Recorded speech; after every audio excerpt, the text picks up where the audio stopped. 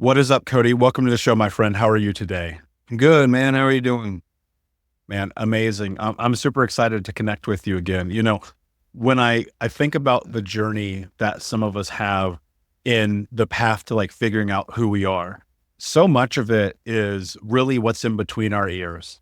And the mindset that we bring into the journey is ultimately going to be the thing that differentiates success and failure in our life.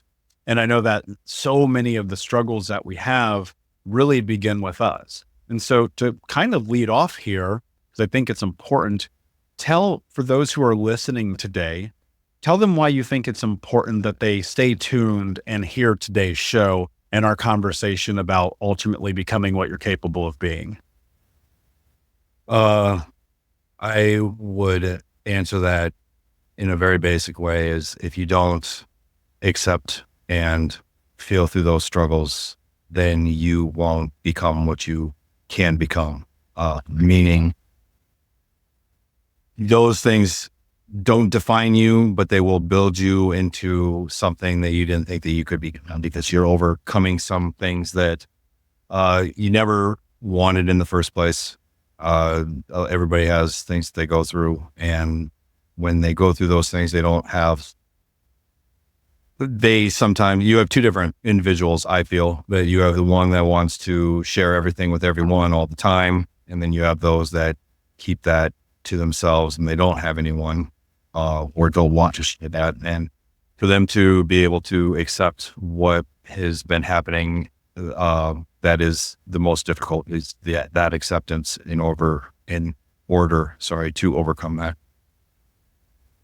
Acceptance is one of those words that I talk about all the time, where I constantly think to myself, that word in itself, when I applied meaning to it, was kind of the word that set me free in this journey. When I go look back at my life, and man, honestly, at 25, 26 years old, it was a complete disaster. And there's even been times in my 30s where I've paused and I'm like, man, life is kind of not ideal right now. What do I need to do? It always began with acceptance, right? If I look at this, I go, I'm acknowledging, I'm looking at this. What does acceptance mean? Like, how do you bring that into your life? How does someone apply this concept of acceptance to the world that they live in? Based on how I had to move forward with the word acceptance, I would tell acceptance to fuck off. I don't want to accept what's happening. I don't want to accept what this is.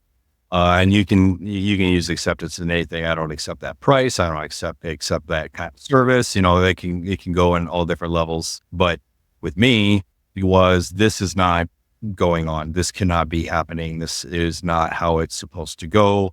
Or I don't accept that I'm being dictated and told on how this shit happened, or when I don't get to see my kids, or how much I have to sacrifice when it doesn't seem like anything else is. So my journey, and I believe this probably rings true to a lot of people, whether they want to admit that they're accepting things or not. I think that's the thing, is that, my parents, I'm very close with, would say that you have to accept certain things. I was like, shit, I don't need to do any of that, because if I do, then I feel like this is just the way it's going to go.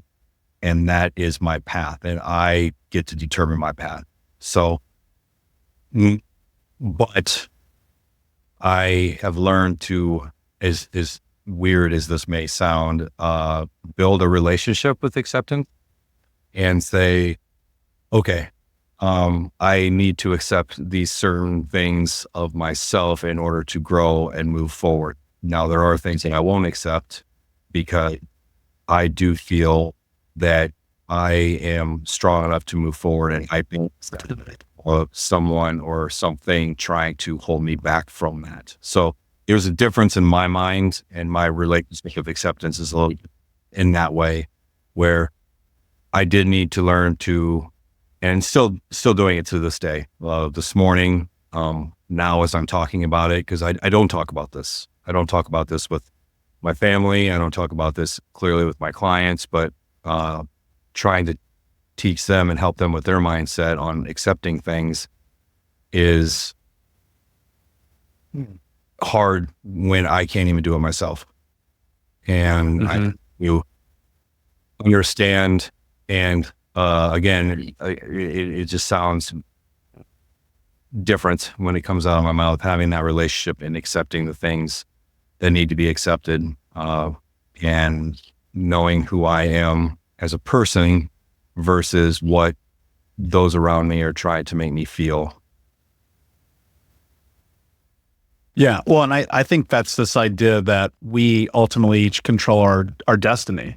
Because like I look at acceptance from this capacity of like sitting down, acknowledging and being like, this is the reality. And I think I hear what you're saying here. I don't think acceptance is and I'll speak for myself. I don't look at acceptance as there is no other alternative. I just look at it as this is what's happening in this moment. And in that's where I kind of create and framework a game plan to create change. Like I'll give you a great example, and you'll understand this as a coach and someone who helps people really transform their bodies, right? I, at 25, was 350 pounds. I had to accept that I was fucking fat, right? Like that was a real moment. Like I was like, oh my God, dude, I'm eating fast food 3 times a day, literally. I have high blood pressure at 25 years old. My sexual performance is almost non-existent. I can't walk up a flight of stairs without getting winded. I've got to a size 47 pants and 4XL shirt. And in that moment, that level of acceptance for me in that space was simply going, dude, this is life for you unless you do something different. And I think what I hear you saying, and you can correct me if I'm wrong, but it's not that you're accepting and not doing anything. It's that you're looking at reality and you're saying, okay, well, how do I change this? Would that be a fair assumption of the way that you were phrasing that? Yeah. Yes, it is. And it is, that's the battle that I'm having with acceptance. You put it in a very good way in a much shorter amount of time than I did, but like accepting that this is where I am now. I was so pissed. I am still at moments that I just refuse to allow my head to move forward with, this is the reality of the situation. And I didn't for a very long time. And now that I'm able to at least accept that, it's helped me deal with, inner, demons and dark thoughts, and to be able to move forward and to make those changes, because, people come into your life that matter, and they're not the same as the people that you used to be with or around. And you hold on to those things, and it is not fair to these new people, I guess is what I'm trying to say. So that's where I have had this, and this is not this, sitting in a room by yourself, literally like in your house alone, dark,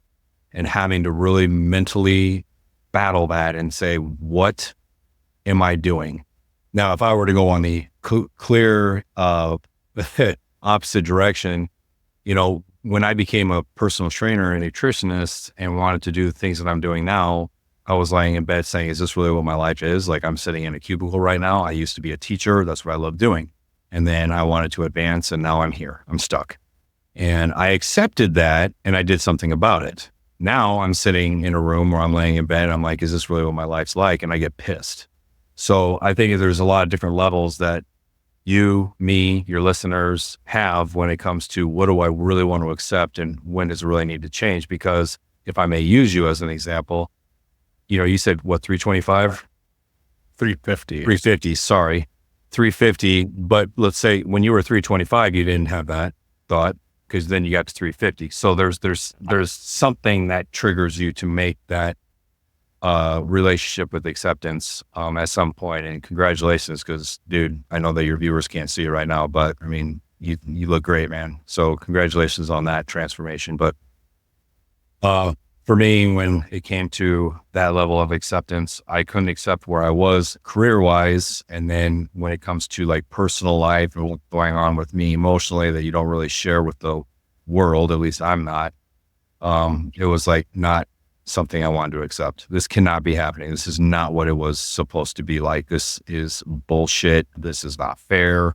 And you keep going on with that, or then you finally, which I had to do, like create that again relationship and move forward, or at least start trying, which is was this a very cool opportunity to be on this show and just talk about that, because it's not like I've been transformed. It's not that I'm perfect or better. I've gone through things. You know, you've gone through things. We're going to go through things, as you said perfectly earlier. Life hits you. You don't know what's going to happen. It does not care because it's going to happen. Yeah. Well, you know, I teach my clients this: life is going to life.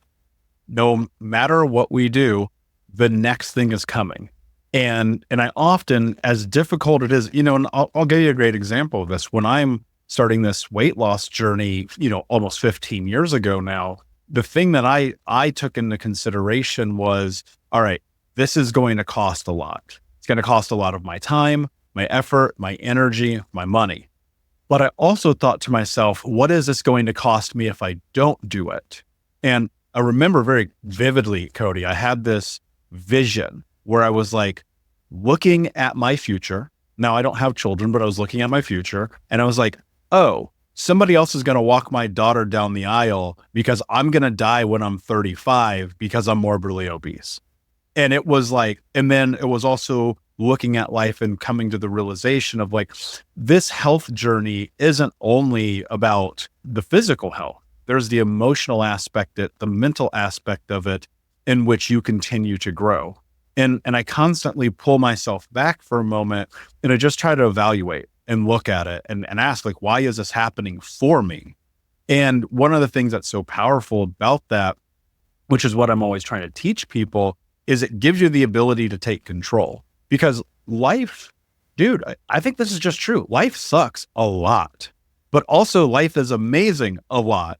And whichever direction we focus on, like, that's going to be the reality of the outcome of the scenario, right? If I'm sitting here looking at my past, fuck, you're trapped there forever, right? And this is the place where people get trapped. If I'm looking at my future, you know, that's a direction moving forward. And, you know, one of the things that I think is so fascinating, you're laying in bed, you're having these thoughts. People have these thoughts on a daily basis. Like, I'm a teacher. I want to change my life. I don't want to be in a cubicle. I want to go and help people in this space. And what I find so interesting is people will take 10 years to make a decision that takes 10 seconds.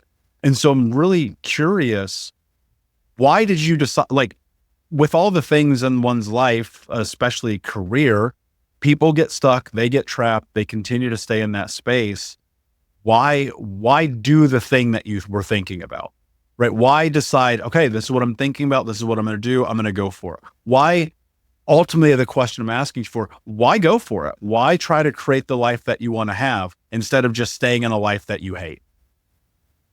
I was very happy. It's a great question. Thank you for asking it. And I've never actually really talked about this out loud to anyone. But I needed to come in, a very close, best friend, person told me that I just needed to be me and be raw. So I just need to talk about it and say, I was extremely happy as an educator.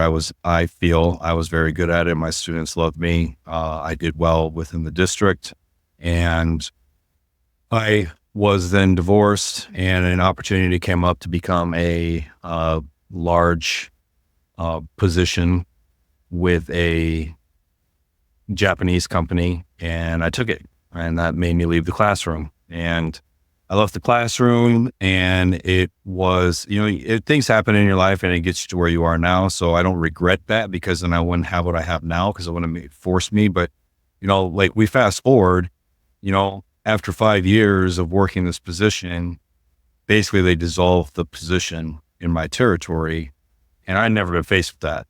I grew up on a farm, always had a job there, was a teacher, never got displaced, which I was very fortunate of. Became a math director. Then I moved on to this position, worked there 5 years. You know, life was good. I took that position, but I took that position. This is what I've never said. I took that position not because I want to leave the classroom, not because I want to leave education, because I wanted to look bigger. I wanted to I don't know. Let's call it what it is. I don't want to show off like that. This is my position now. Fuck you. This is what I've got. And I loved it and I was good at it. And then, again, life didn't like it. And so I had no choice. I have a family, I have children. I had to get a job, and I had to get a job that forced me to be in a cubicle. I never one time ever in my entire life, I would watch movies and say, that is never going to be me. He's like, they do something like I'm sitting there. And I'm sitting there, man. I was miserable every day. It wasn't as bad as crying on the way to work, but damn, it was close. And I'm sitting like, I can't do this. So I don't know what night it was. Doesn't matter. Laid there, said, this is really what you've become. Like, you are like seriously depressed with what you are so much more than this. It wasn't a bad company. It was a great company. It just wasn't me. And I was emailing and making phone calls. I wasn't traveling anymore. I wasn't making a difference in anybody's life. It felt like I was collecting a paycheck, and that pissed me off. It's not what I'm supposed to do. Yes, we all want to get paid, but why are you doing it? What's behind it? Nothing was behind it. So I made the decision, and it did not take 10 years. It did take about 10 seconds, like you said. I love teaching. I love helping people. I get a lot of questions about lifting and all of this. So I went back to school. I got my certifications. I did it. I think they gave me 12 to 14 months, and I did it in 3. It was like, this is done. I'm doing this. So I held out the job longer because I hadn't built a base, and then I finally left the job. I left my job, which was the scariest thing ever. And I became a head trainer, and fast forward again. And then I left my gen to create my own business. And I did that because I knew that there was more to me, and that I always taught my students that. And one of the things that I always taught my students was, because there was a fight at school one day between my 2 5th grade boys, and one was trying to hurt the other one with a homemade pen shank. I don't know what you want to call it, but it happened. And it just came out of my mouth that you need to, like, I dare you, Mr. R, to do this, or some shit like he said to me. And I said, I dare you to be great. And then from there, it just started. And my company's built around that. I was teaching to that. My students were better than what they thought they could be. And then I hadn't done it myself. Like, that's not cool. So I decided to take my own advice. I'm doing all these things, and, and then I had my twins, and, you want the best for your kids, and you raise them to be everything that they can be. And I'm very involved with my kids' life, and, it had to happen. And, when I talk about being pissed off and wanting to be something that I probably wasn't, leaving the teaching position, it was because I didn't get full-time custody of my kids, or not full-time, I should say. I didn't get to see them a lot. I went from seeing them every morning and every night and raising them to probably 4 days a month. And that is, for me as a father, and everybody has different views of things, but for me as a father, that was unacceptable. That's where my relationship with acceptance could piss off. I didn't need to accept anything. It wasn't going to happen. And my relationship, not only acceptance, but higher powers, family, people, went totally rogue, dark, no good. You couldn't tell me anything. I was going to do this. I'll put on a smiley face for you at work, but that's about it. So I knew that things had to change, and I had to find a better avenue for myself. And the only thing that helped me through that time was the gym. Even though I wasn't doing jack shit in it, it was just there to keep me alive. And I wanted to have that for what I do now with my clients. Cause when I train for what they need. And yeah, I understand you want to go to a Caribbean cruise, or on, to Mexico, or, I get that. But, the clients that I have now with my business, it goes much deeper than that. We're still going to hit those aesthetics and, the personal and the physical, but it really is about the mind and the emotional. Because if we have that in check, I'm learning, because I'm going through the process too. And I tell them, I want to be vulnerable with my clients, because it's no good for me to lie to them. And Totally. act like this has been a perfect life, because it's definitely not. Yeah. I'm curious, and I'm the same. My clients know when we are in our Monday sessions or one-on-one sessions or Thursday sessions or whatever day of the week it is, like I'm just learning like they are, right? I'm just on this path, and I sure as hell am not perfect, but man, I wrote this down because it's so true. Like, I dare you to be great. What an amazing way to look at life, because people are trapped in fear of mediocrity, right? They're trapped in this idea of who they're supposed to be. They, especially in America, which is the predominant listenership of this show, this idea that you have to be this certain way and live this certain life is why most people go to the grave with regret. They're so terrified. Somebody listening right now is like, I want to start a podcast. I've been thinking about it for 5 years. Somebody right now is like, I need to go and quit the job and open up the personal training business. Somebody right now is thinking, man, I need to do whatever that thing is that I need to do. It drives them. It's what they think about at night. It's what keeps them awake at night. I've been in that position myself, right? I mean, I've been an entrepreneur for 14 years. I know what it's like to be like, all right, we're going all in. What does it mean to dare to be great? Because I want to give people something that they can really seat in their brain today about what it means to be great. And if you can have that moment with a 5th grade little boy who's, I mean, I'm sure his life changed because of that. It's like, we've got all these adults listening right now, many of whom are scared, many of whom are afraid of this idea of being who they are, many of whom are like, well, I'm not good enough, right? And one of the things that I love that you just said, which I resonate with so deeply, I'm figuring it out too. You're figuring it out. Even though we're figuring it out, doesn't mean we're stopping from chasing greatness. So what does it mean to dare to be great? Well, I'm going to answer that question. And the best way to start that out is 6 months ago, I'm working in the gym, and this will age me somewhat, but that individual, one of those boys that were fighting, came up to me and hugged me and said, "Thank you, Mr. R."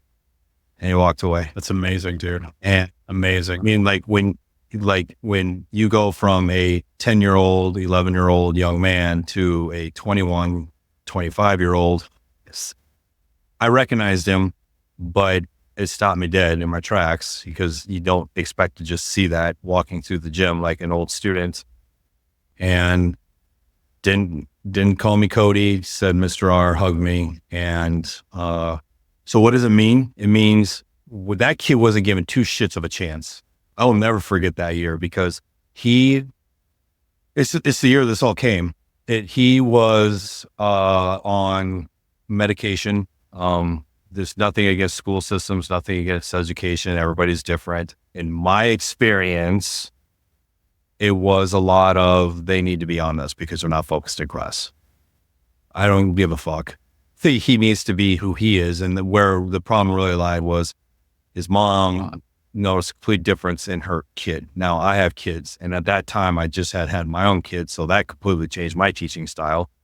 And I'm like, I had to fight. I had to go to IEP meetings up the ass to make sure that this kid could get supported without being on medication, or that we were able to move forward with the mom's request. I didn't have a problem with it. I'm like, I don't understand. This is where that acceptance thing comes in, where there's differentiation. Like, I don't accept that. You get to tell me, I'm the teacher, and the mom, who's the one who's got to deal with it. There's 2 people in this young man's life that have to deal with him all day long, 24 hours. Your ass ain't doing it from your office.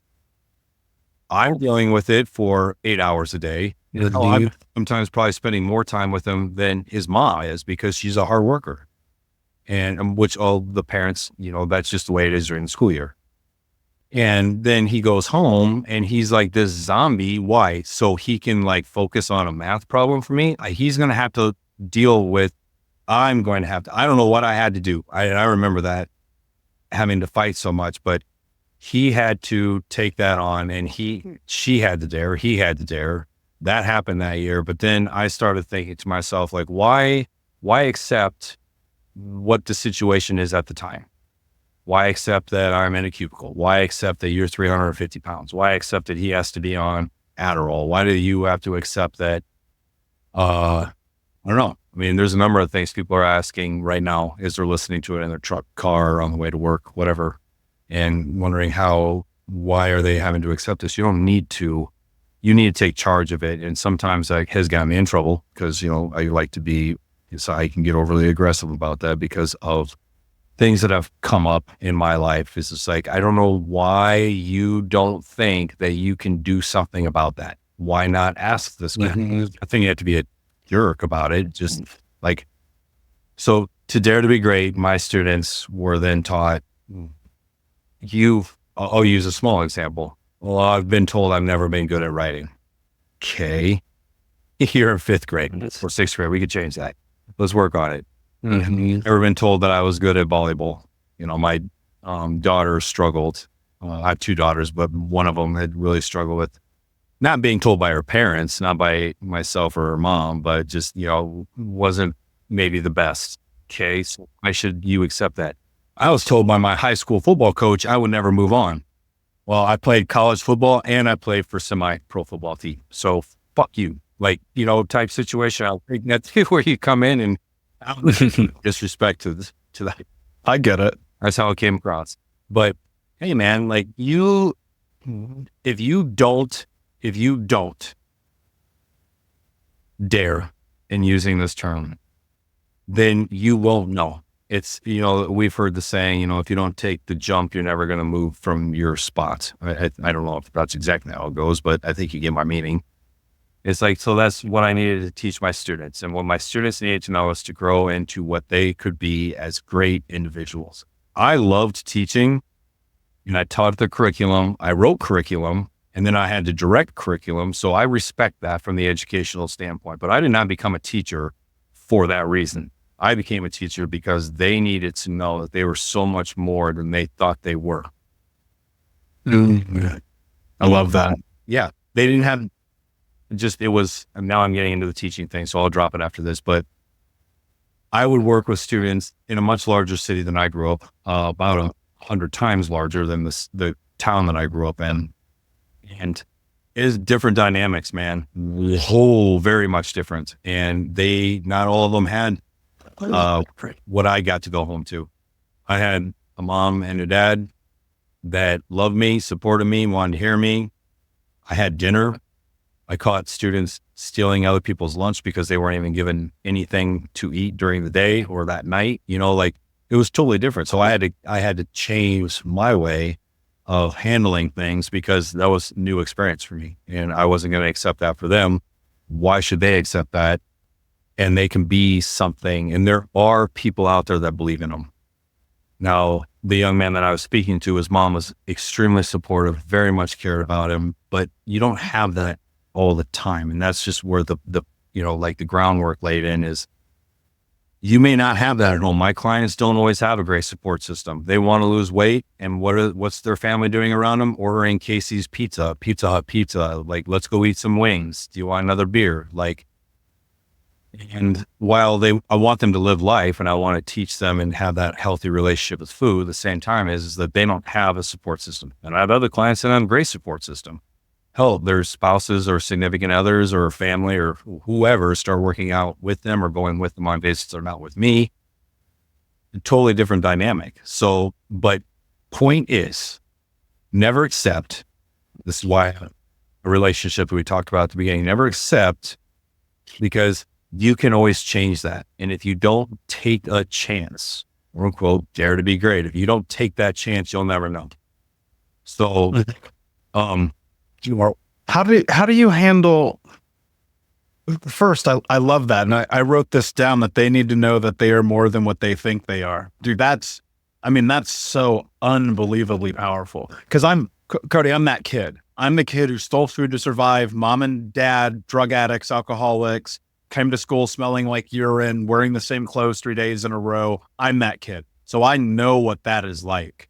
But there's something so interesting to me about this idea that if you are willing to be great, to go for it, it doesn't matter what you come from. It doesn't matter what your background is like. It doesn't matter what the world expects of you. Bro, I'm supposed to be dead or in jail. Half my family's in prison. Like, my uncle, my cousin, my niece, right? I never met my father. Half of his family is in prison, right? My 3 childhood best friends are dead. Like, I know that kid's journey. And so first off, I'm just giving you a beautiful bit of acknowledgement to have that moment with that kid coming up to you in the gym. Like, that's because of the quality of the human being you are, which reiterates why I wanted to have you on the show. So first, that's beautiful. Secondly, man, fear traps people. I wrote this down. I wrote, fear is why people don't move. How do you face this fear? Right? Because, facing the fear of being the teacher you want to be the man you want to be the coach you want to be the human you want to be, to also help other people find that in themselves. What is your relationship with fear, and what do you do about it when it comes up? I will go with, again, I know it sounds like I'm being this dead horse, but I won't accept things, and I won't accept, I think people, let me put it this way, maybe this is a better way to put it. I think people want to conform and do what everything says around them and what society says around them. If you would have conformed, you and I would not be talking today. I feel, based on what you just told me and what you told your listeners, that if you would have accepted what things were like around you and you would have done that and not changed or thought that this was just what life was supposed to be like, then that's what would be happening to you. I don't feel that this is how I should train. Like, I read this stuff all the time. I get questioned on it a lot. And like, I kind of dabbed into it earlier, and I said, the way I think has gotten me in trouble. Definitely. When I say trouble, I just mean it's caused controversy, but I like that. I like that because I'm not scared, because it doesn't fucking matter what happened to me. It didn't matter what kind of person I tried changing myself into, what I tried doing for fighting for a marriage, what I tried doing to impress someone else or to change what someone else was saying about me. They're going to do whatever the hell they want to do. They're going to think whatever the hell they want to think. So I'm going to give them a show. I'm going to give them a show because this is the right thing. This is what my parents tell me. And I would love to just give it straight to my dad or straight to my mom, but it's to both of them. It is, if you know it's good and this is what you feel and this is what drives you, then it's good. Like, you've got to believe that, because the only thing you have is what is in your heart, like, for real. So your listeners right now, they're like driving to their job or they're coming home from their job and they're like, this fucking sucks. Like, no, yes, I have bad days at work too. There are days where I just like not wanting to do that. And then I'm thinking, well, if I don't, that person that needed me needs me. So if you're in that position and you need to do something else for yourself, then don't be scared to do it, because why not? Like, why, if that question, I mean, why not do that? I don't understand why it matters. I get so worked up when people want to think about what someone else will say.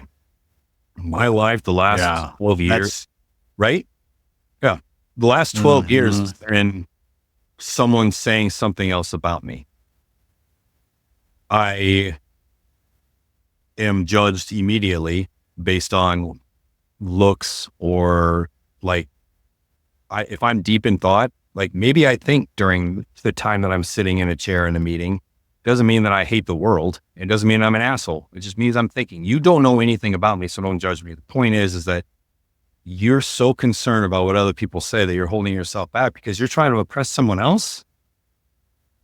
I never understood that concept, and I don't want to conform to that. So I'm not scared of it anymore, which if I were to lighten this mood up just a little bit, my kids very well know. And like, I'll be sitting there and we'll be having dinner or something happens and, something doesn't go that is not an okay situation. And I'll just, I'll say with a smile on my face to my kids, that's probably not how that should go. Maybe I should say something. And like my guys, no.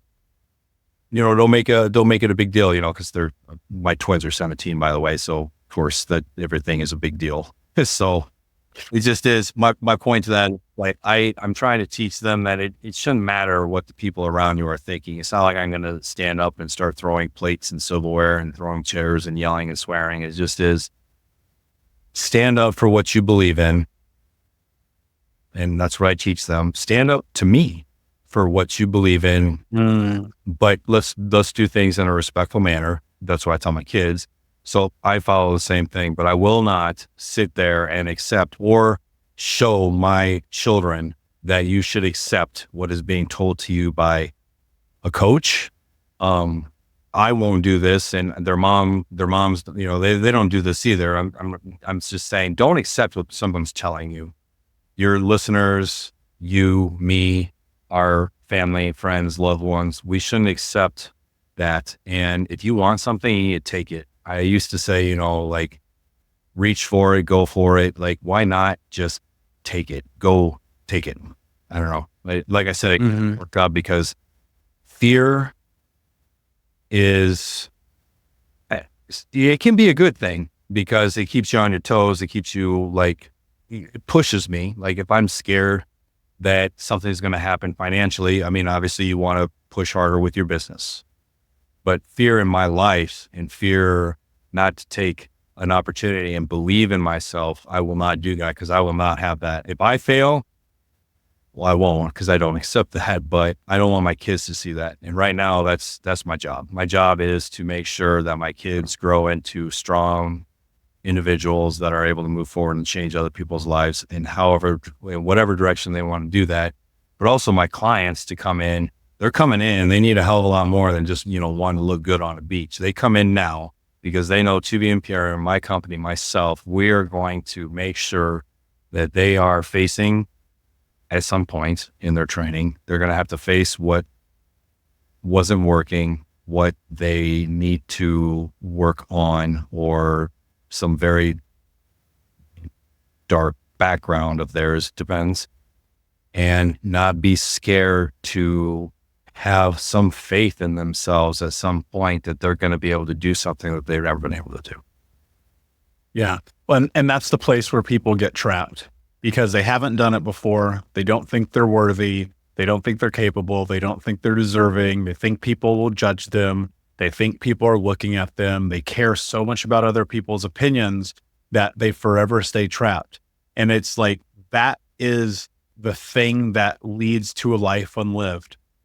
People, Cody, this is just real. I get messages all the time from people who are like, who do you think you are to coach people and talk about trauma because you didn't go to college? And I'm like, bro, I lived it. And millions of people listen to this show every year. And it's like, well, who am I not to? I flipped the script. How dare I not? Right. It's funny. I posted this 2 years ago. It's been a while, but I think about it a lot because it's this interesting fuel. This person messaged me and they were like, how dare you talk about this? You're not a doctor. You didn't go to college. You're in no position to have these conversations. And Cody, and I swear this is 100% true. I go, did Jesus go to college? And the thing about this journey is nobody's going to do it for you. Guys like you and I, the amazing people who've been on this show over the years, the amazing people I'm sure you're in a connection with, we're not going to come knock on your door and beg you to change your life. It's just not going to happen. And the confidence that one needs to create the life that they want to have, it literally is, as cliche as it sounds, one step at a time. Make the first decision. And 99% of the time, the first decision is the hardest decision. And that requires an identity shift. That requires you deciding to be you. That decides you looking at life, sitting all of the chaos about who it is that you believe you are to the side and saying, I'm going to go for this. I'm going to stand up for what I believe in. I'm going to face this fear. I'm going to dare to be great. And man, I see that in you and your journey, and it's just been phenomenal to have you here today. Before I ask you my last question, please tell everybody where they can find you, work with you, and learn more about what you do. Yeah. Thank you. My website is tobeImperium.com. Two with a B, Imperium.com. Facebook, same thing, tobeImperium. And Instagram is at Rininger50. And lastly, email is Rininger@tobeImperium.com. So everything is .com, everything's on the up and up, everything's pretty easy. Amazing. And of course, guys, go to thinkunbrokenpodcast.com, look up Cody's episode for all of those links and more in the show notes. My last question for you, my friend, what does it mean to you to be unbroken?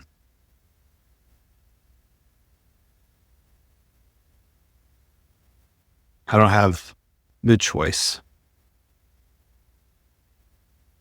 to be broken. I feel it a lot.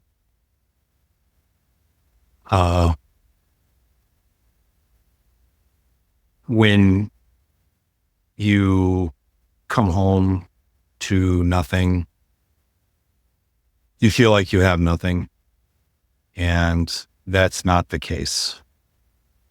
And I go to my job every day that I love with amazing individuals that have gone through a lot in their own way. Everybody has their own. And just like when I was teaching, it was, I don't have a choice to be down. I don't have a choice to be sad. I don't have a choice to absorb this. And I really think when I look back at everything, that's why I struggle as much as I do, because I've never been able to work on me, because I've been working on everybody else. And that's a problem. I do admit that. There's my acceptance speech for you. But as a dad, I lost that right 17 years ago, man, when I had my twins, and I have 4 children, beautiful children. And, but I don't, to break is accepting that you have, to me, this is my opinion, to break is accepting that you have failed or someone else is going to beat you. I fucking swore that no one will do that, no matter how, and they have tried, my man. They, especially the last 18 months, it feels like everyone wants to have that happen, and it just isn't going to. It's not going to. You can keep trying to be unbroken. That's why I told you in an email, I've done podcasts, but this one was because of you, because of the people that you've had, the clientele that you've had, and the name of your show, of course. It was, that was that fear thing coming back up. And to be unbroken is to be able to look at yourself and say, I can do this. And I have to, because there is no other choice. And for those people listening, I don't know what you have to find, because I'm telling you that there have been plenty of excuses that I've made in my head, and I hate excuses, but I've made plenty of them to go down the darkest paths that you can go down and not be around. And that would be breaking. So you have to find something that keeps you, and it can be anything. I don't care what it is, but you're better than that, and you have a choice. And today may have been the shitty day. Tomorrow is the beginning of a new day. You can waste it or leave it and use it for good. Because when tomorrow comes, what you have had is gone. So it's gone. Move forward. You got this. Don't break. You might feel broken, but you have people like Michael out there that get all these people on his show and are able to help you. You have family, you have friends, you have a loved one out there, and I didn't think I had anybody, man. And then everything that I've gone through has created probably the greatest thing that will ever happen to me outside of my kids. And if I wouldn't have had that, then I wouldn't have that. And if I were to break, I would lose that, and I would not show my kids on how to move forward. So what does it mean to be unbroken? It means you can't. I don't know how else to say it. Don't be unbroken, man.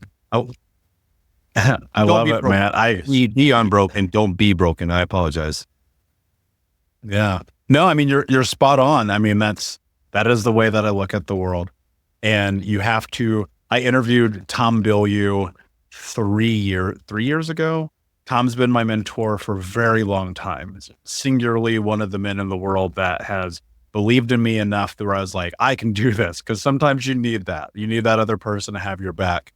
And one of the things that Tom talks about is having the arrogance of belief, which means that no matter what you're in front of, no matter what the world throws at you, you believe that you can do it, and that you can do it, and that you have to do it. And that is how you create change.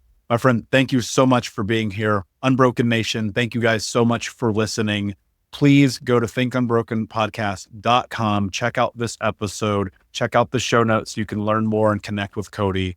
Leave a review and share this with someone in your life if you believe that it will help transform them.